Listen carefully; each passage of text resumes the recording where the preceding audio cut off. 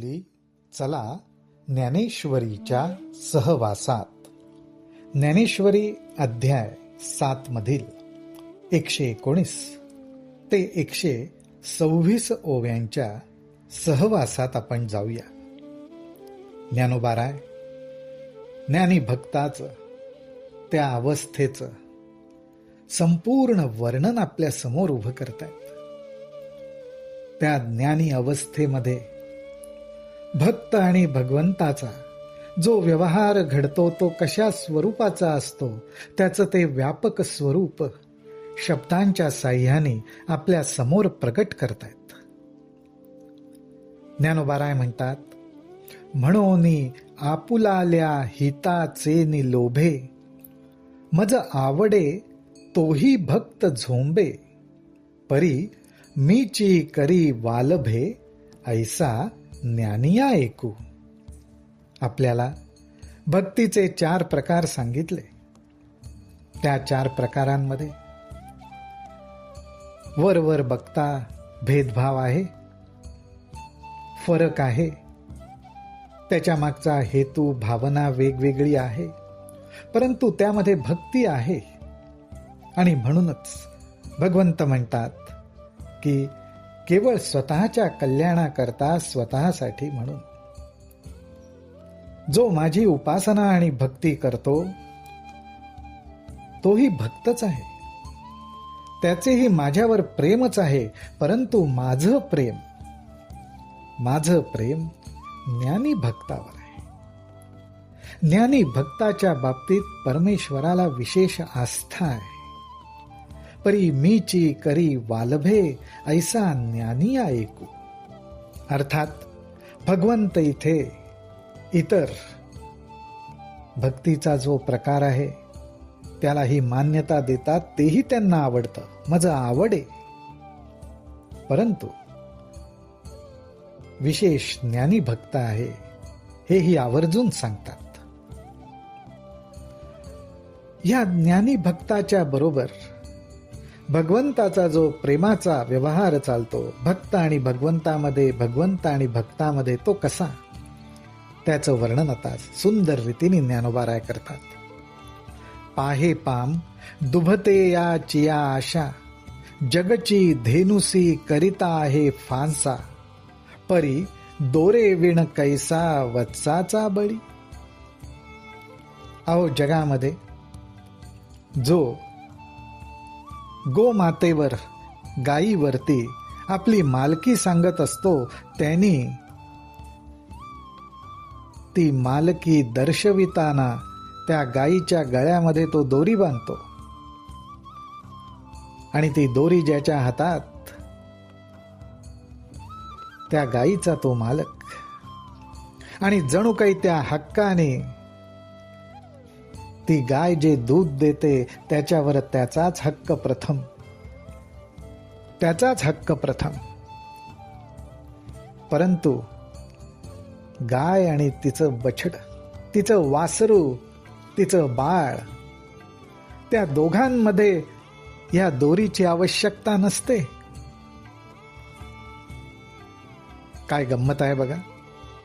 जो मालकी हक्क गायीवर बजावत असतो, त्या गायीचं दूध मलाच प्राप्त व्हावं, ते माझ्यासाठीच, त्याच्यावर माझा हक्क आहे हे दाखवण्यासाठी त्या मालकाला गायीच्या गळ्यात दोरी बांधावी लागते. पण वत्सासाठी हा नियम नाही.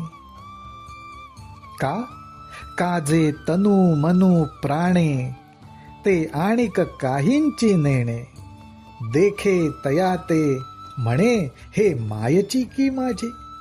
कारण ते गायीचं वासरू, गायीवरती शरीर, मन आणि प्राण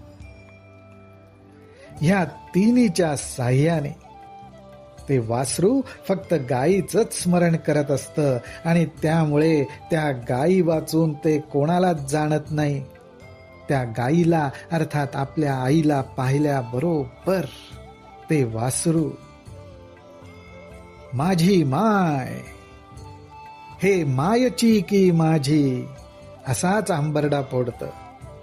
त्यासाठी कुठल्याही दोरीची आवश्यकता नाही. कारण काया वाचा मने केवळ प्रेम प्रेम आणि प्रेमच त्या वासराकडून गायीकडे धावत असतं. ते येणे माने अनन्य गती, म्हणूनी धेनुही तैसीची प्रीती, या लागी लक्ष्मीपती बोलिले साच. या ठिकाणी साक्षात लक्ष्मीपती अर्थात भगवंत म्हणूनच असं बोलले. जे बोलले ते खरंच आहे. बोलिले साच ते म्हणजे या वासराची ज्याप्रमाणे आपल्या माय आपल्या गायीवरती आईवरती जी अनन्य गतीने प्रेमाची जी धारा आहे, प्रेमाची जी अवस्था आहे, त्यामुळे त्याला त्या धेनूकडून आपल्या आईकडून सुद्धा तशीच प्रीती तसंच प्रेम मिळतं. ते प्रेम मिळण्यासाठी त्या गायीला प्रेमाचा पहाना फुटण्यासाठी त्या वासराला गायीच्या गळ्यात दोरी बांधावी लागत नाही. अर्थात जो केवळ परमेश्वरावर परमेश्वरासाठीच प्रेम करायला लागला, करायला शिकला, त्याला कुठल्याही बंधनाची आवश्यकता नाही. अनेक व्रत वैकल्य वगैरे करून परमेश्वराला आपण त्याच्यात बांधून टाकू आणि त्यामुळे त्याचा प्रेमाचा पहाना फुटेल अशी आवश्यकता राहत नाही. जे काही करायचं ते प्रेमाने करायचं. केवळ प्रेम प्रेम आणि प्रेमच. हे असो मग म्हणितले, जे का तुझ सांगितले, तेही भक्त भले पढियंते आम्हा. परत एकदा भगवंत सांगतात. ते म्हणतात, अर्जुना, पण हा ज्ञानी भक्त सोडून इतर भक्तांबद्दल मी तुला जे सांगितलं तेही चांगलेच आहेत, तेही मला प्रियच आहेत. हा उल्लेख परत एकदा भगवंत करतायत. परी जाणोनिया माते, जो पाहो विसरला मागवते, जैसे सागरा येऊनी सरिते मुरडा वेठेले. पण इथे भगवंत एक उदाहरण देतात आणि ते म्हणतात की अरे, ज्याप्रमाणे नदीचं पाणी समुद्राला येऊन मिळतं आणि नदी समुद्राला येऊन मिळाल्यावर परत मागे फिरणं ती नदी विसरून जाते, तिला मागे फिरता येत नाही, त्याचप्रमाणे ज्ञानी भक्ताचं असतं. जो माझ्यावर प्रेम करायला लागला तो परत संसारातले विषय, मोह, ममता, विकार यांकडे मागे वळून बघत नाही. तो फक्त माझ्यावरच प्रेम करत राहतो. जो पाहो विसरला मागवते. पण स्वतःवर आपण प्रेम करतो, त्या स्वतःसाठी जर भगवंतावर आपण प्रेम करायला लागलो तर जणू काही असं म्हणावंसं वाटतं, एक पाऊल आपण पुढे टाकतो, परत एक पाऊल मागे घेतो. असो तैसी तैसी अंतःकरण कुहरी उपजली, जयाची प्रतिती गंगा मजमिनली, तो मी हे काय बोली फार करू. ज्ञानोबारायांनी समुद्र आणि नदीचं जे उदाहरण दिलं त्या उदाहरणाला धरूनच ते म्हणतात की ज्याप्रमाणे एखाद्याच्या अंतःकरणातनं प्रेमाची गंगा वाहायला लागली आणि ती गंगा सागराला म्हणजेच भगवंताला मिळायला लागली की काय होतं, अंतःकरण कुहरी म्हणजे अंतःकरण रूपी गुहेमध्ये किंवा विवरामध्ये उपजली. काय उपजली? प्रतिती गंगा. प्रचिती रूपी अनुभवरूपी गंगा प्रगट झालीये आणि ती गंगा सागरालाच मिळायला निघालीये, सागराच्याच दिशेने निघालीये, म्हणजेच भगवंताला मिळायला निघाली. प्रतिती गंगा मज मिनली. भगवंत म्हणतात एखाद्याच्या अंतःकरणातनं अनुभवरूपी गंगा प्रगट झाली आणि मलाच मिळायला निघाली,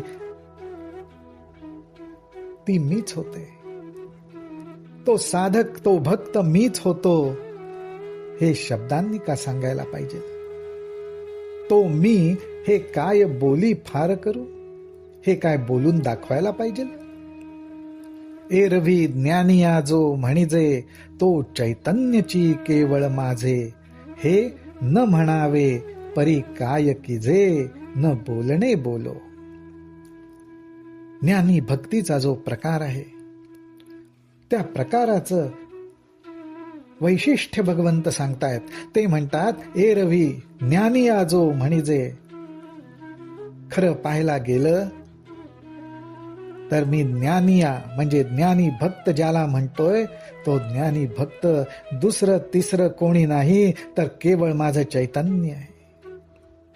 ते माझं चैतन्य आहे असं भगवंत सांगतात. आणि ह्या सांगण्यालाच, ह्या त्यांच्या शब्दांनाच भगवंत म्हणतात, हे खरं मी बोलून दाखवू नये, हे मी खरं बोलू नये, पण मी बोललो. आणि भगवंतांचं हे बोलणं ही साहजिकच आहे, कारण हे अत्यंत प्रेमापोटी आहे. भगवंताचं ह्या ज्ञानी भक्तावर असलेलं जे प्रेम आहे, ज्ञानी भक्ताचं भगवंतावर असलेलं जे प्रेम आहे, त्यामुळेच भगवंत जे खरं बोलूनही व्यक्त करण्याचं कारण नाही, पण ते त्या प्रेमापोटीच बोलले, आपल्या सर्वांसाठीच बोलले. रामकृष्ण हरी, रामकृष्ण हरी, रामकृष्ण हरी.